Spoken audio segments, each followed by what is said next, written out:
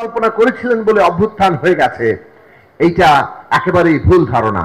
ইতিহাসের সাথে, জনগণের সাথে এবং সংগ্রামের যে ধরন, সবগুলোর সাথেই এগুলো এক ধরনের এমন একটা বিপরীত চিন্তা যেটার মধ্যে যে কেবল ব্যক্তিগত সাফল্যর গাথা তৈরি হতে পারে, কিংবা পুরো একটা জনগণের উত্থানের সংগ্রামকে কারো কারো বিশেষ অবদান হিসেবে প্রতিষ্ঠা করা যেতে পারে, কিন্তু সেটা ইতিহাসের টেকে না। এটা ইতিহাসের টেকে নাই অতীতেও, এটা ভবিষ্যতে ইতিহাসে টিকবে না। গণ অভ্যুত্থান জনগণেরই উত্থান। সেই গণ অভ্যুত্থান কারো বিশেষ ব্যক্তি প্রচেষ্টায় তৈরি হয়ে যায় না। হ্যাঁ, ব্যক্তির অবদান থাকে, যেমনটা পরতে পরতে বহু ব্যক্তির অবদান ছিল। এখানে যারা উপস্থিত আছেন সকলেরই অবদান ছিল। এক একটা পর্বে এক একজনের অবদান গুরুত্বপূর্ণ হয়ে উঠেছে। সর্বশেষ আমরা দেখেছি অভ্যুত্থানে এই যে আক্তার কিংবা নাহিদ কিংবা হাসনাত, সার্জিস, আসিফ, এরা যে বৈষম্য বিরোধী ছাত্র আন্দোলনের একজনের সমন্বয়ক হয়ে উঠেছিল, তারা মানুষের আশা ভরসার জায়গায় এসেছিল। কিন্তু এর মানে এই নয় যে এই একটা ঘটনার মধ্য দিয়েই অভ্যুত্থানটা সংগঠিত হয়েছে। অভ্যুত্থান তৈরি করতে 2011 সাল থেকে টানা সংগ্রাম করতে হয়েছে। বহু মানুষ গুম খুনের শিকার হয়েছে, বহু মানুষ নানাভাবে অত্যাচারিত হয়েছে, লক্ষ লক্ষ মামলা, লক্ষ লক্ষ মানুষের বিরুদ্ধে তা দিনের পর দিন কারাবরণ, এই সব ছিল এর প্রেক্ষাপট। এবং পুরো বাংলাদেশকে বিক্রি করে দেওয়া, গদি রক্ষার জন্য তারা যে কোনো কিছু ছেড়ে দিতে প্রস্তুত। ভারত যা চাইবে তাই দেওয়া হবে, কেবল শেখ হাসিনার গদি রক্ষা করতে হবে।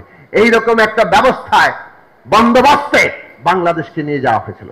যেমন অভ্যন্তরীণ ভাবে সমস্ত সম্পদ লুট করো আর সকলের মধ্যে ভাগ বাট্রা দাও, সেটা পুলিশকে দাও, সেটা প্রশাসনকে দাও, সেটা সকল রাষ্ট্রের অঙ্গপ্রত্যঙ্গকে লুট করার, দুর্নীতি করার সুযোগ দাও, যাতে তারা নিজেরাই এই ফ্যাসিবাদী ব্যবস্থা টিকিয়ে রাখতে সারাক্ষণ সক্রিয় থাকে।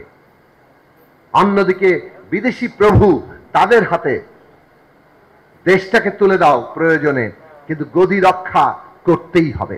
এইরকম একটা অবস্থার বিরুদ্ধে জনগণের মরণপণ লড়াই ছাড়া আর কোনোভাবেই দেশ রক্ষা করার কোনো সুযোগ কোনো অবস্থাতেই ছিল না।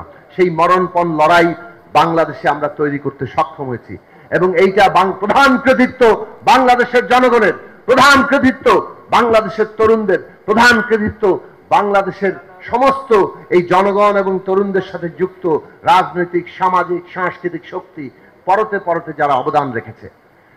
ইতিহাসকে সংকীর্ণ জায়গায় দখলদারি করার প্রবণতাটা ফ্যাসিস্ট প্রবণতা।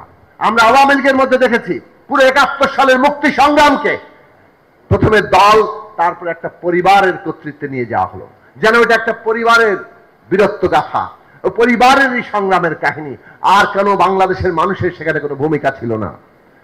আমরা 24-এর গণ অভ্যুত্থানকে সেই জায়গায় দেখতে চাই না। আমরা যেমন 71-এর মুক্তিযুদ্ধের ইতিহাসকে জনগণের ইতিহাস হিসাবে সামনে আনতে চাই, 24-এর গণ অভ্যুত্থানের ইতিহাসকেও জনগণের অভ্যুত্থান হিসাবে আমাদেরকে সামনে রাখতে হবে। এবং সেইটা যদি প্রতিষ্ঠা করা যায়, তখন জনপ্রত্যাশা গুরুত্বপূর্ণ হবে। মনে রাখবেন, ইতিহাস কেউ যদি দখল করতে পারে, তখন সেই শক্তি রাজনৈতিক সমস্ত ক্ষমতাকেও দখল করতে পারে। এবং এই কারণে শাসকরা সবসময় ইতিহাস দখল করতে চায়। জনগণের সংগ্রাম হচ্ছে শাসকদের এই ইতিহাস দখলের তৎপরতা থেকে জনগণের ইতিহাসকে মুক্ত করা। আর জনগণের ইতিহাস যদি মুক্তি পায়, তাহলে জনপ্রত্যাশা, মানুষের আশা, মানুষের স্বপ্ন মুক্তি পাবে, এবং সেই মুক্তির মধ্য দিয়ে আমরা এগোতে পারবো। কথা সংক্ষেপ করি, বাংলাদেশের মানুষ 71 সালে যে স্বপ্ন দেখেছিল, সাম্য, মানবিক মর্যাদা, সামাজিক সুবিচার, আজকেও 90-এও সে আকাঙ্ক্ষা প্রকাশিত হয়েছে, 24-এও সেই আকাঙ্ক্ষা প্রকাশিত হয়েছে। এইটা জনগণের বাংলাদেশ হবে, অধিকার মর্যাদার বাংলাদেশ হবে, বৈষম্যহীন এবং অন্তর্ভুক্তিমূলক বাংলাদেশ হবে। সব মানুষ নাগরিক হয়ে উঠবে।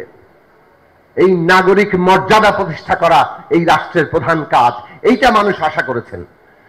এই মানুষ আশা করেছেন যে ক্ষমতা ব্যবহার করে কেউ আর সমস্ত কিছু দখল, লুটপাট করে নিতে পারবে না, বিদেশে টাকা পাচার করতে পারবে না। ক্ষমতা ব্যবহার করে এই দেশে মানুষের অধিকার, মর্যাদাকে কেউ ভুলণ্ঠিত করতে পারবে না। সেই জায়গাকেই আমাদের এই আন্দোলনের, এটা বিশেষভাবে আমরা দাবি করব যে 24-এর আন্দোলনের রাজনৈতিক সচেতনতা এই জায়গায়